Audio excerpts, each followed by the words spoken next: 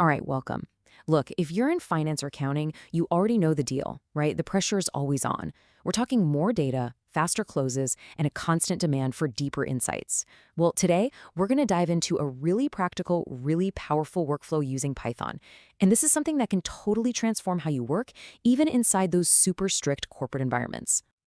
And this quote, man, it really gets to the heart of it, doesn't it? This isn't some niche skill for a handful of data wizards anymore. No way. Understanding how to handle data with code is becoming just as fundamental as knowing your way around a spreadsheet. Seriously. It's about staying relevant, for sure, but even more than that, it's about becoming way, way more effective at your job. Okay, so here's our game plan.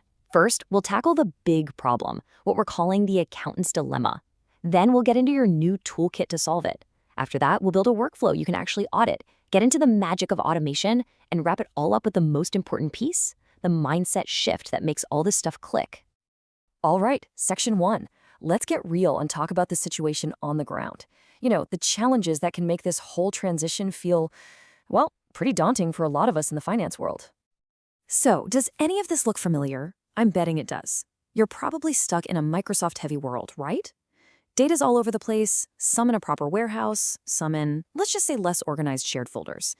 You've got limited, if any, cloud access, and you're constantly jumping through hoops for security and audit. The thing is, our old trusty tools, they're just buckling under the pressure of today's data demands. And that, right there, is the core of the dilemma. So, what's the answer? Well, let's pull back the curtain on a new analytics toolkit. And the best part, it's designed to work with all those constraints we just talked about, not fight against them. Okay, this is where it gets cool, because this isn't about learning everything from scratch. It's about translating what you already know. So, think of it like this. Your Excel worksheet, that's basically a Jupyter notebook now. A single formula cell, that's now a code cell. Instead of the output being in some other cell, it just shows up right under your code. Super clear. And all those comments you leave to explain things, that's just Markdown now, which is a really simple way to write notes, add headings, and organize your thoughts. See? It's the same logic you're used to, just way more powerful. So the toolkit really boils down to 3 main pieces. First, you've got Jupyter Notebooks. This is your sandbox, your scratch pad. It's where you explore the data, test ideas, and document your process. Then you have Python modules. This is where the magic gets serious. It's where you put your clean, reusable, tested code, the stuff that's ready for prime time. And finally, you have something like VS Code. That's your professional workshop where you build and manage those modules. And let me tell you, keeping these things separate, it is absolutely crucial for building a clean workflow that you can actually maintain. Okay, so we've got the tools. Now what? The next step is to build a process around them. And this isn't just about being powerful. It's about being secure, organized, and, this is the big one for finance, completely auditable from start to finish. And the bedrock of that whole process? It's a simple, clean folder structure, just like this one. Your notebooks folder, that's for all your messy, exploratory work. The source folder, that's for your clean, reusable source code. You've got separate spots for your raw data and your final outputs. Look, this isn't just about being neat and tidy. It's about creating a crystal clear, auditable trail that anyone can follow from the raw data all the way to the final report. Now, before we even think about connecting to data, we have to talk security. And the number one rule, our guiding star here, is the principle of least privilege. It sounds fancy, but it's dead simple. Any person or any script should only have the absolute bare minimum permissions they need to do their job. Nothing more, nothing less.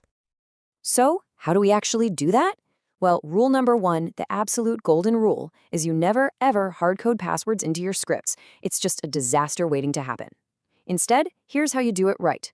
For your own access, just use the Windows Credential Manager that's already on your machine. For testing stuff on your own computer, you can use something called environment variables. And for the really important stuff, the scheduled, automated jobs, you use dedicated service accounts.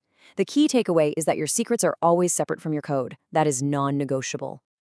All right, now we get to the fun part, the payoff. This is where all that structure and discipline really starts to sing. We're talking about automating the last mile. The process of actually getting your brilliant analysis out of the code and into the hands of the people who need to see it. I mean, just think about this for a second. Your Python script can become this central engine that creates and delivers all of this stuff. We're talking about generating perfectly formatted Excel files, creating board-ready PDFs, automatically updating PowerPoint decks with the latest numbers. You can even have it draft and send out the Outlook emails with all the attachments for you. It's the whole shebang. And here's what that looks like in the real world, step by step. Some scheduler kicks off your script automatically. It goes out, grabs all the fresh data. It runs all your analysis and your validation checks. Then it generates those nice Excel and PDF reports. It fires off an Outlook email with everything attached. And finally, it archives all the outputs for the auditors. The entire chain, completely automated. Your job fundamentally changes from doing the boring, repetitive work to overseeing the automated system that does it for you. That's a huge shift. Okay, let's zoom out for a minute because this next part is maybe the most important piece of all. This isn't just about learning new tools or writing some code. It's about a fundamental shift in your professional identity and the kind of value you can bring to your company. And this right here, this captures that shift perfectly. You're no longer just creating one-off static data reports that are outdated the second you email them. Instead, you're building automated data products. Think about that. An automated report is a real asset. It's something that delivers value over and over again, month after month, with almost no extra work. That's a completely different level of impact, right? And let's be super clear about the goal here. The point is not to turn accountants into software engineers, not at all. The goal is to take your incredible, deep knowledge of finance and fuse it with these powerful data skills. It's about turning you into a data-driven financial leader, someone who can answer the toughest questions faster and more reliably than anyone ever thought possible. So I'll leave you with this one question to chew on. As you go about your week, take a look at your work and ask yourself, are you building disposable reports or are you building durable, automated assets for your business? Because how you answer that question, well, that's going to define the future of your role and maybe even the future of the entire finance team. Thanks so much for joining me.